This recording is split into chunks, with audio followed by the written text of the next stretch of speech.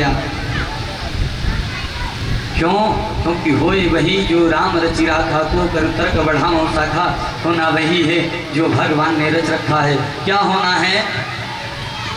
राजा को वन में जाना है और मैया सुनीति पहले ही वन में जा चुकी हैं और राजा के वन में जाने मात्र से मैया सुनीति का गर्भ धारण होना है।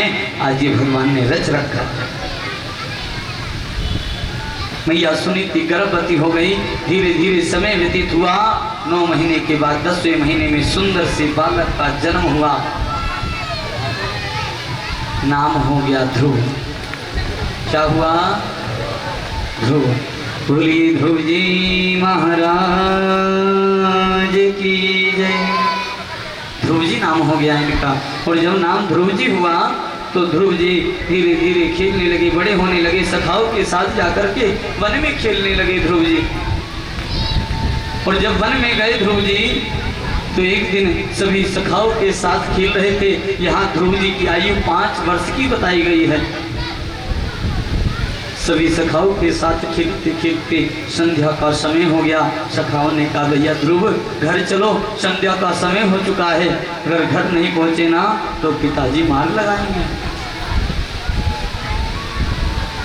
क्या? पिताजी मार लगाएंगे? हाँ भैया ये पिताजी कौन होते हैं? क्या ध्रुव तुम्हारे पिता नहीं है? नहीं, हमने तो कभी पिताजी का दर्शन ही नहीं किया भैया।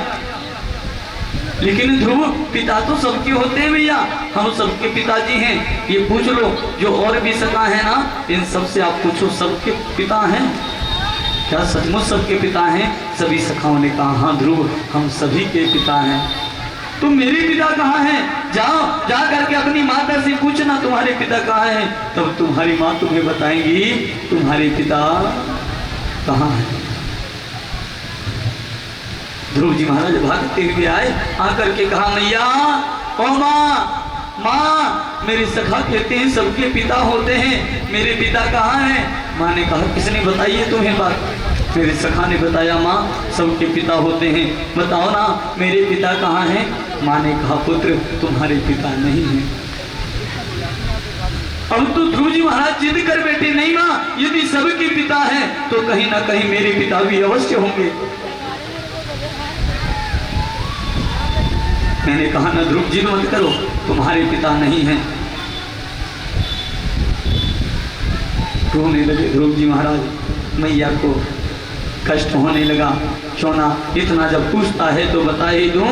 आज जैसे ही ध्रुव जी महाराज ने बाल हट करी है मैया कुटिया से बाहर लेकर के गई।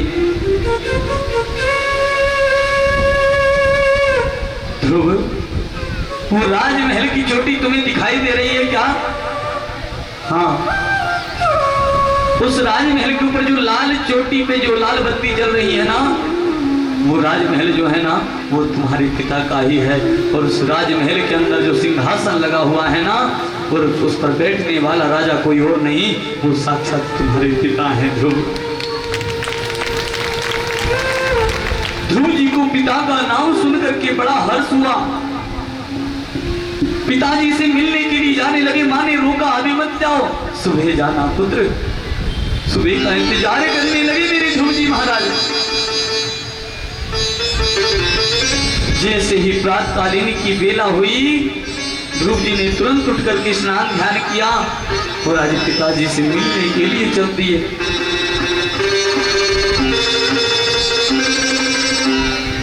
जैसे ही राजमहल के द्वारे पर जाकर के खड़े हुए देखा राज सिंहासन पर बैठे हुए राजा को देख करके मन में प्रसन्नता हुई और जोर से चिल्ला करके कहा पिताश्री मैं आपका पुत्र ध्रुव मैं आपसे मिलने के लिए आया हूँ। मानिए राजा का हृदय गदगद हो गया सुनकर। अपने सिंहासन से उठ करके आए और उठा करके ध्रुव जी महाराज को अपनी गोद में बैठा लिया महाराज ने। बारंबार प्रेम करके ध्रुव जी महाराज को चूमने लगे। वहीं उनकी माता सौतेली माता जो है ना सुरुचि विचार करने लगी ये कौन बालक है जिसने महाराज को पिताश्री बोला है। महलों से निकल करके अंदर सभा में जैसे ही आई देखा तो महाराज की गोदी में कोई बालक बैठा है। महाराज से पूछने लगी ये कौन है, किसका पुत्र है। महाराज ने कहा देवी ये किसी और का नहीं है, मेरा ही पुत्र है, मेरी पहली रानी का पुत्र है, ये सुनीति का पुत्र है। आज पहली बार इसके मुख से पिताजी सुनकर के मेरा हृदय गदगद हो गया। जिससे ही सुनीति ने सुना, पहली बार पिताश्री बोलने से इनका हृदय गदगद हो गया। यदि ये राजमहल में रहने लग गया तो महाराज पूरा जात पाट इसके नाम ही कर देंगे। मानिए कलिजी पर सर्प लेटने लगा, जलन की भावना प्रकट हो गई, ईर्ष्या प्रकट हो गई। भागते हुए जाकर के ध्रुव जी महाराज के हाथ को पकड़ा और महाराज की गोद से झटक करके उतार करके मारने लगी। ध्रुव, जिस गोद में तुम बैठे हो ना, ये गोद एक महाराजा की है और इसमें दासी का पुत्र नहीं बैठ सकता। तुम दासी के पुत्र हो। अगर तुम इस गोद में बैठना ही है तो तुम्हें मेरी गोद से, मेरी कोख से जन्म लेकर के आना होगा, तब तुम इस गोद में बैठने के अधिकारी बनोगे। मौसी की बात को सुनकर के मेरे ध्रुव जी महाराज रोने लगे। क्या मैं पिताश्री की गोद में बैठने का अधिकारी नहीं? क्या ये मेरे पिता नहीं है? मेरी माँ तो कहती है इस राजमहल में राजगद्दी पर बैठने वाले ही मेरे पिता हैं। ध्रुव जी महाराज रोते हुए वन की ओर भागने लगे। जाकर के मैया को सारी बात बताने लगे। मैया, मैं गया था ना पिताजी से मिलने, पिताजी ने बिठाया मुझे अपनी गोद में, मौसी ने मुझे धक्का मार करके भगा दिया। माँ, मौसी ने धक्का मार करके। मैया कहने लगी कोई बात नहीं पुत्र, जैसे मैं तुम्हारी माँ हूं ना, ऐसी वो भी तुम्हारी माँ है, और माँ की बात का बुरा नहीं मानना चाहिए। लेकिन ध्रुव जी रो रो करके कह रहे हैं,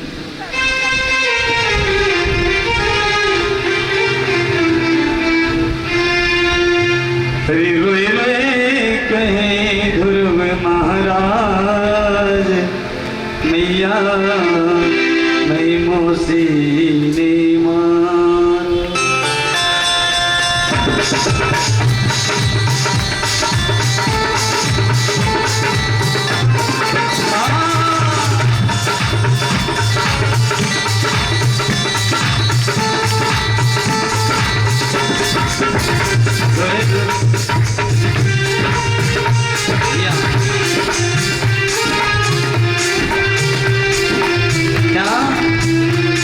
रोए रोए